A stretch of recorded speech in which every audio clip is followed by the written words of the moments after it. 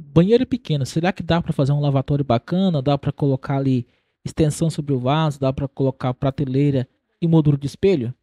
Essa é uma situação que aconteceu comigo aqui na minha cidade. O cliente queria tudo isso, né? Só que o banheiro era muito pequeno. E se liga só que trabalho bacana que fizemos nesse banheiro ali, pessoal. Ó, já fiz as furações na parede para colocar o suporte, né? E na sequência, pessoal, eu sempre uso o PU 40 para fazer a colagem da prateleira, a colagem da bancada e da extensão sobre o vaso. E se você não me segue, pessoal, já vai seguindo, porque aqui tem conteúdo novo todos os dias. E olha só como tá ficando bacana esse trabalho. E já fala para mim, pessoal, de 1 a 10, qual é a nota que você vai dar para esse trabalho ali, ó. Agora já foi colocando o espelho. Olha para vocês verem a diferença que tá dando nesse banheiro. Muito satisfatório, né?